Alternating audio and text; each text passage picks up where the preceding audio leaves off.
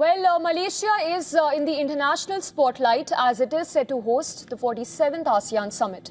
The three-day meeting brings together leaders from Southeast Asian nations as well as global leaders to discuss economic cooperation and shared priorities.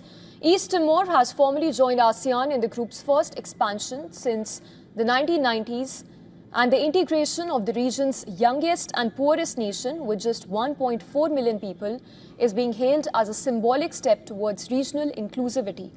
ASEAN is made up of 10 members: Brunei, Cambodia, Indonesia, Laos, Malaysia, Myanmar and the Philippines, Singapore, Thailand and Vietnam. And this year, ASEAN has inducted its 11th member, East Timor. To President Ramos Horta, Prime Minister Zadana Gosmao, its place here completes the ASEAN family, reaffirming our shared destiny and deep sense of regional kinship. Within this community, Timor-Leste's development and its strategic autonomy will find firm and lasting support. President Donald Trump arrived in Kuala Lumpur, where he was welcomed by Malaysian Prime Minister Anwar Ibrahim.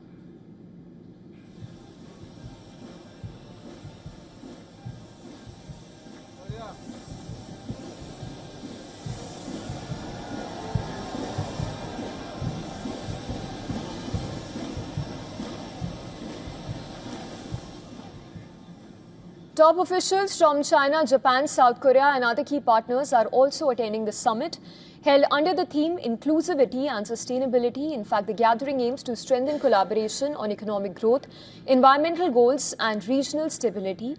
President Donald Trump is set to witness the signing of a peace deal between Thailand and Cambodia. The deal comes after deadly border clashes in July, the worst fighting between the two neighbors in decades that left more than 40 people dead and displaced some 300,000 others. A ceasefire brokered in part by President Trump after 5 days of intense battle has held despite been ongoing accusations of truce violations from both the sides. President Trump's participation at the summit forms part of his wider Asia tour, his first visit to the region this term, where he is expected to pursue new investment opportunities and peace initiatives before a face-to-face meet with Chinese President Xi Jinping. I think a complete deal. I want our farmers to be taken care of, and he wants things also. We're going to be talking about fentanyl, of course. Fentanyl is killing a lot of people. It comes from China, and we'll be talking about that. We'll be talking about a lot of things. I think we have a really good chance of making a very comprehensive deal. In a related development, the US President has said that he would like China's help in persuading Russia to end the war in Ukraine. The comments reflect his growing frustration with Moscow after months of unsuccessful efforts to broker a ceasefire between Russia and Ukraine.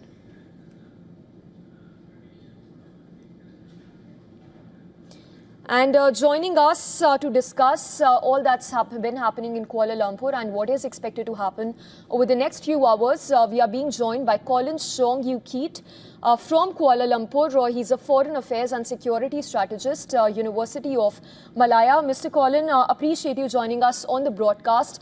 Thank you. Slew of developments over the last few hours. Trump has arrived and we now have the 11th addition to the bloc as well. But talking about what's exactly happening on the ground as of now, we understand that there is some anti-Trump sentiment as well, with protests taking place. How do you view this anti-Trump sentiment, which we understand is quite pervasive in Malaysia? Yes, of course, we have seen how local politics have also become a factor. But all in all, we have seen how the holistic approach by the government has always been to ensure that we play our role well as a host for ASEAN Summit, and that, of course, we need to maintain our deep ties with the US for our own interests, not only for economic and tariff approaches, but also in terms of defense and security. So this is a prevailing, official, approach that we have had now. And of course, the importance of us serving as, the good host in bringing together regional powers and serving our, legacy as being a partner for growth, for stability, for peace, based on diplomacy and dialogue. So this has always been the case. And Trump's attendance for this summit is both historic and of strategic importance not only to Malaysia but to the region in sending a prevailing message to Beijing that the era of this region being used as Beijing's backyard is over. So this is the era of a new engagement and support by Washington under the watch of Trump, but under the terms of Trump. And this region must seize this opportunity to showcase that we are ready now to be closer to Washington and not to be beholden by Beijing in terms of economic and defense or security measures, and of course to maintain our interest in South China Sea. So I foresee that this will be one of the more important topics to be discussed for this summit. Yes, Collins, also we have a statement now coming in from US official who says that US-China are moving forward to final details of trade agreement, very positive in that sense, given that there was a meet that was held between the US and Chinese officials just yesterday. How do you view this? Can we expect any breakthrough in that meet that happens between Trump and Xi in terms of China purchasing soybean and China in turn lifting those export barriers when it comes to rare earth materials? I foresee that, of course, it is everyone's hope that these talks will be successful, prior to this meeting between President Trump and President Xi. So, of course, the hopes are high, and that we can see that, hopefully there will be some breakthroughs. Trump has upped the ante in the prelude to these talks by having, this strategic cooperation with Australia in terms of rare earths and critical resources cooperation. And this visit to the summit also is a message that, the region is rich in terms of natural resources, particularly in rare earths also. But of course, the Chinese dominance in terms of processing and facilities are still, unmatched. So I foresee that, Trump has the upper hand in terms of, having these new linkages and synergy within these regional powers, as well as this support with Australia, and of course that the bargaining chips and cards have always been held by Trump, being the of course the leading statesman in terms of negotiating capacity. So we are hopeful in this part of the world, especially in this country, and for the summit that the talks will get breakthroughs. Also for the positive implications for Malaysia and for ASEAN as a whole, who have been trapped in between in terms of these trade rivalries between these two powers. All right, Collins, I will request you to stay on with us. We have a statement coming in from President Donald Trump. Let's cut in. Embodiment of dignity, kindness, and grace. This just happened. But this is a woman who was so loved and respected.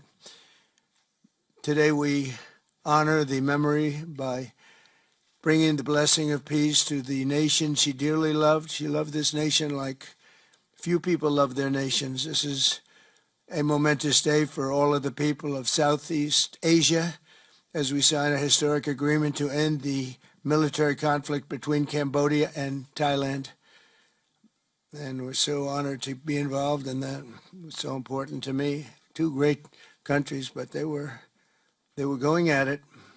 I want to congratulate the two courageous leaders, and that's what they are. They were courageous, who are taking this monumental step. Prime Minister Hun Manet and Prime Minister Anut.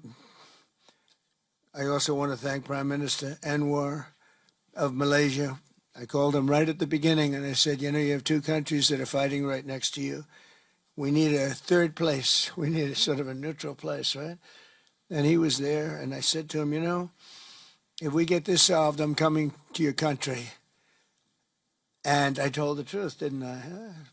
A lot of times they say that, and that's the last you ever see. But I felt I had an obligation to come because you were so great, and the two men alongside of you are so great. Historic figures now. They're really historic figures. So I felt it was an obligation I had. I told it to you.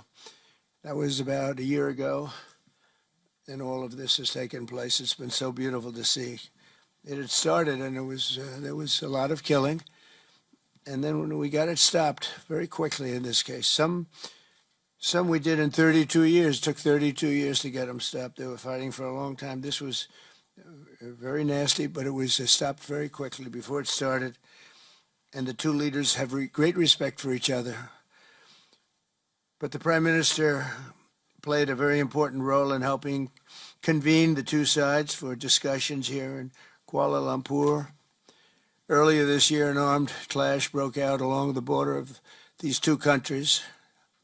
Really ancient countries by most standards. They've been long time, tremendous cultures, resulting in numerous deaths and thousands and thousands of people displaced from their homes. It was starting because of America's strong commitment to stability and peace in this region and every region where we can do it. My administration immediately began working to prevent the conflict from escalating.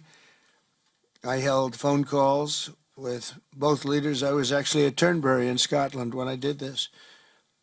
And we had a lot of phone calls, the three of us and then the four of us. We had a lot of phone calls. It was a beautiful day. I remember how beautiful it was. Turnberry is a great place, but I said, this is much more important than playing around the Gulf.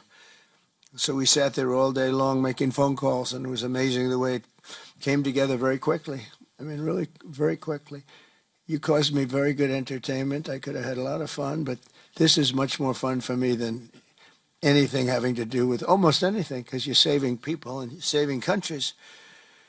But ask them to choose the path of prosperity and peace over needless bloodshed and war. At the end of July, after extremely productive discussions, we reached a ceasefire agreement. And now these gentlemen, and they really are gentlemen, high-quality people, both went to college in the United States, and now these gentlemen are about to sign what we're calling the Kuala Lumpur Peace Accords. Good name. Both countries are agreeing to cease all hostilities and work to build good neighborly relationships, which have already started. 18 Cambodian prisoners of war will be released, and under this agreement, observers from ASEAN countries, including Malaysia, will be deployed to make sure that the peace prevails and endures. And I have no doubt that it will. We have another situation like that right now in the Middle East, and Gaza. You might have read a little bit about Gaza, and that's another one we're very proud of. But we have a lot of people watching that. A lot of people. I think this is a much different kind of a thing. The two countries are getting along really well. Today, alongside this peace treaty, we also are signing a major trade deal with Cambodia and a very important critical minerals agreement with Thailand. The United States will have a robust commerce and cooperation transactions, lots of them, with both nations as long as they live in peace. And I really feel that when we make deals, we see two countries that we do a lot of business with. We do a lot of business with both of them. We have to use that business to make sure they don't get into wars. But this is going to be a very long peace. So as you know, this is one of 8 wars that my administration has ended in just 8 months. We're averaging one a month. There is only one left, although I heard that Pakistan and Afghanistan have started up, but I'll get that solved very quickly. I know them both, and the Pakistan, the Field Marshal and the Prime Minister are great people, and I have no doubt we're going to get that done quickly. That one started up a few days ago. And I just feel it's something I can do. I do it nicely. I don't need to do it, I guess, but if I can take time and save millions of lives, that's really a great thing. I can't think of anything better to do. But the 8 wars that my administration has ended in just 8 months, there's never been anything like that. Never. There never will be either. I can't think of any president that ever solved one war. I don't think anybody. They start wars, they don't solve them. So nothing like this has been done in history, and it's an honor to be involved. On behalf of the United States, I'm proud to help settle this conflict and really develop good, including people that work with each team. Look at these very distinguished people, except for my people. My people are much less distinguished, but they're very good. But look, my people understand the joke. But look at these very distinguished people, and I've gotten to know them. I want to thank Marco Rubio for being here. Who's great. You always help. He's born for this job. He really was. He was born for this job. Secretary of State Jameson, thank you very much for all you did on helping too. He's the foremost expert on trade, and we're going to be doing another couple of stops where we'll be talking about no war, just pure trade. We'll be talking to President Xi in a day. We'll be stopping at Japan. We'll be stopping at South Korea. and we'll be doing some other things, but they're more related to trade. But on behalf of the United States, I'm proud to help settle this conflict and forge a future for the region where proud independent nations can prosper and thrive, safety, security, and peace.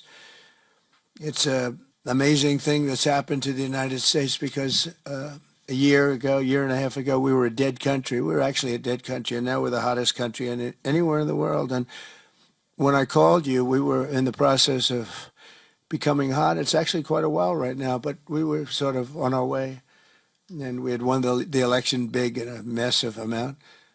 And so I was respected when I called you, and it was a little bit easier. I think it's easier when you respect somebody than if you don't respect somebody. If you don't respect somebody, it never happens. But I won't forget that day because it was one of the first wars that I got involved in, and I love doing it. It's like, I shouldn't say it's a hobby because it's so much more serious than a hobby, but it's something that I'm good at, and it's something I love to do. The United Nations should be doing this, but they don't do it. You know, they don't do it. They turned off my teleprompter when I made a speech. I had to make a speech without a teleprompter. They're good at that. The escalator wasn't working too well. It came to a complete halt. But, I mean, the United Nations has such great potential. I wish they could do it. They didn't get involved with us at all. We just did the deal and reported the deal, and everybody was sort of amazed that we got it done so quickly and so nicely.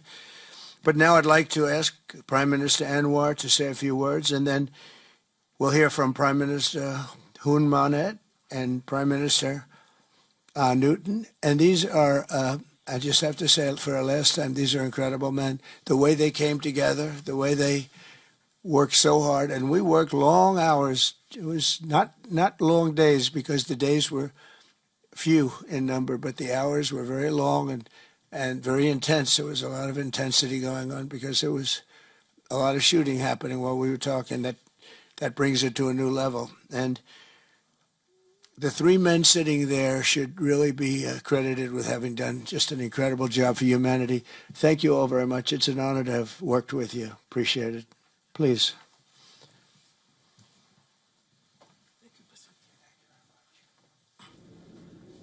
Thank you, All President. right, so President Trump speaking on Cambodia and Thailand striking the peace deal.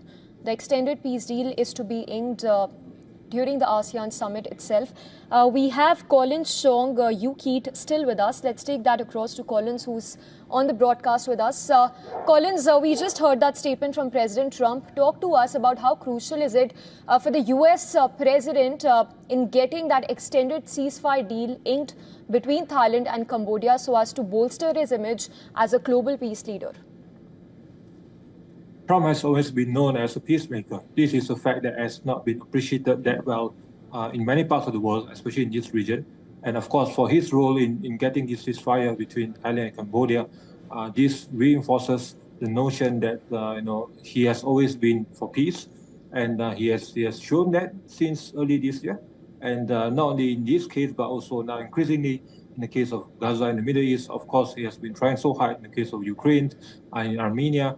And we have seen that, how important that is for this region, knowing that, we don't have yet the capacity to enforce any deterrence or any prevailing factor to get both sides to come to this agreement. Of course, ASEAN is known for its, conventional approach of, non-interference and the ASEAN way, the ASEAN consensus model. So this has also been a factor in impeding any notion of progress in stopping this conflict between the two nations. So Trump's intervention, Trump's approach, and his, unique, leadership capacity in bringing peace, in having not only in bringing this tariff cut, but also in having this, direct, connection with both leaders, as well as bringing this clout, this weight of the American, security might and hard power might to get these both powers to come to this agreement. So this has been the biggest single factor in bringing these two nations. So of course, Malaysia has been playing a great role in that sense. But of course, President Trump, uses his, his capacity to bring peace to this region. So this is some of the, the new awareness that this region should embrace, especially now that he's here. The region should, showcase the readiness, the initiative to also reciprocate in terms of tariff in terms of being closer to Washington in different senses. Collins, requesting you to stay with us. We have leaders from Cambodia and Thailand speaking right now. Let's cut across. Not only neighbors, but the part of the world. But I must also take this opportunity to thank Secretary Rubio, Jamison, and Ambassador Kagan, because they were very helpful. I mean, you didn't say that, but I must say that because they were extremely helpful in ensuring that you come here. I mean, I wasn't sure when you said to me, yes, Prime Minister Anwar, I'm coming. Well, I'm not sure because, you know, I deal with a lot of politicians. But you are an exception. Thank you, Mr. Donald Trump. Thank you very much again.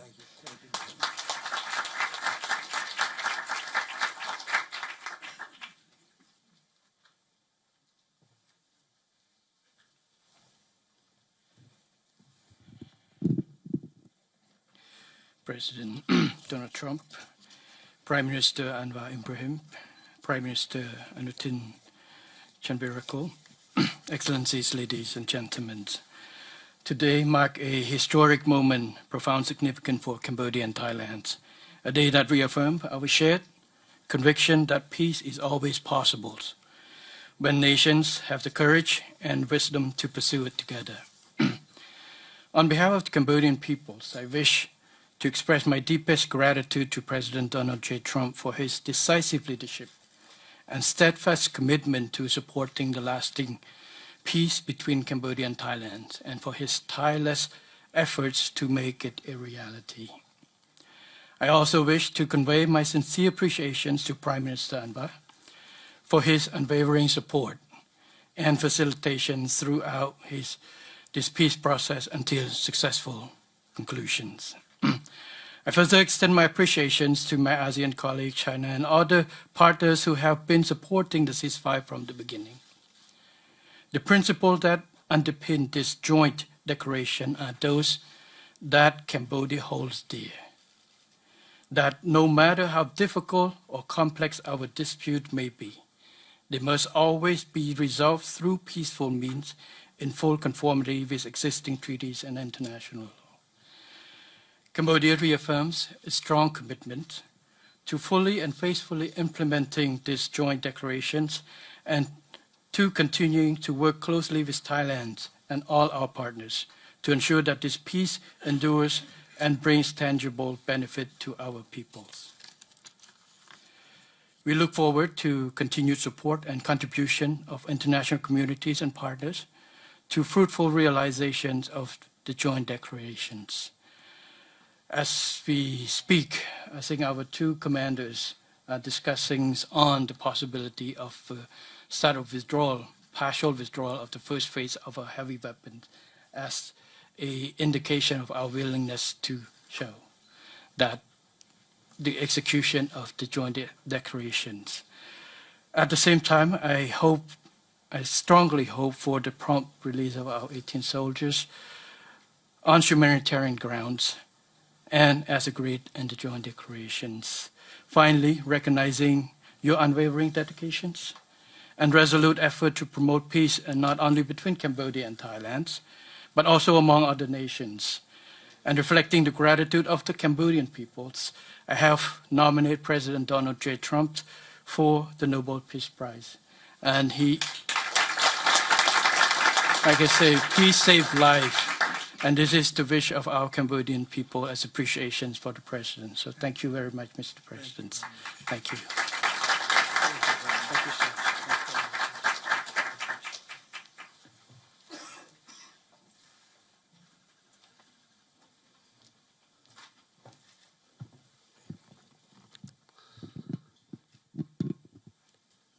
President Trump, Prime Minister Anwar, Prime Minister Hun Manet, Excellencies, distinguished colleagues, today marks a new chapter for Thailand and Cambodia. Today we take a concrete step towards peace. I would like to thank Prime Minister Anwar Ibrahim for the leadership as ASEAN Chair and your strong efforts in upholding ASEAN unity. And I also wish to express my sincere appreciation to President Donald J. Trump for your personal dedication to peace between our two countries. And in addition, I thanks so much for the kind words of condolences that the President has given to our country on the great loss of our beloved Queen Mother. It means a lot to Thai people. We have come a long way since agreeing to the ceasefire here in Malaysia on 28th of July. The discussions since then have led to this important outcome, which is the signing of our joint declaration today. And I have to thank Prime Minister Hun Manet for his cooperation and support that led us to this moment. Thailand stands for peace. This declaration reflects our will to resolve differences peacefully, in full respect of sovereignty and territorial integrity. This declaration, if fully implemented, will provide the building blocks for a lasting peace. But more importantly, it will begin the process of mending our ties. Our border communities have been divided by conflict, and innocent civilians have suffered immense losses. This declaration places a firm responsibility on our two parties to act. I believe we can achieve what seemed beyond reach a few months ago. To this end, I welcome the agreement that following the signing of this joint declaration today, both sides will begin implementing all the agreed points, in particular promptly removing heavy weapons from the border areas to ensure the safety of our people, to build confidence and trust.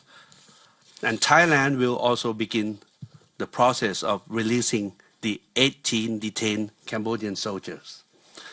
We have a responsibility to act in earnest and in good faith, and that we restore livelihoods and protect the well-being of our communities along our shared border. To achieve real change on the ground, what we agree on here must be implemented. Only then can we truly turn to a new page. Only then can we assure that our people's security and safety. Only then can we achieve real peace. This is what our people expect of us, and this is what they deserve. Peace with dignity. Going forward, I call on our friends to continue supporting this process so that the joint declaration is implemented fully and in good faith, rebuilding stability, trust, and renewed cooperation between Thailand and Cambodia and across our region. I am also pleased that today we announced the joint statement on a framework for a U.S.-Thailand agreement on reciprocal trade, which I hope will facilitate our negotiations on tariffs for conclusion by end of this year. We will also sign the MOU between our governments on cooperation on critical minerals, which will further promote resilient and sustainable supply chains for years to come. Thank you once again. Thank you from the bottom of my heart. Thank you.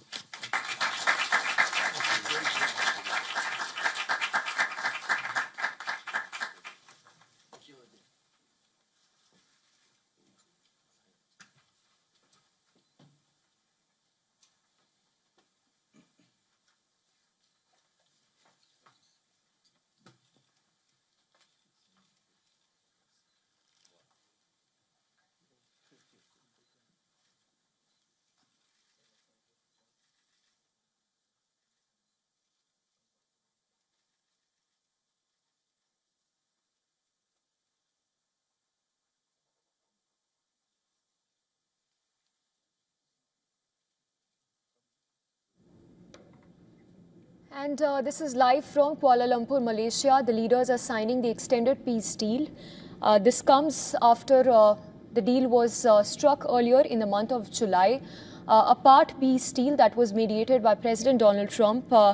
Dozens of people were killed and around 300,000 people were displaced in what was said to be the most intense fighting between Thailand and Cambodia, the border clashes that resulted in loss of as many as 40 lives. And as we speak, this is the extended peace agreement which is currently being inked. Also, in turn, there are deals that both the nations are signing with the US that would economically boost both Thailand and Cambodia.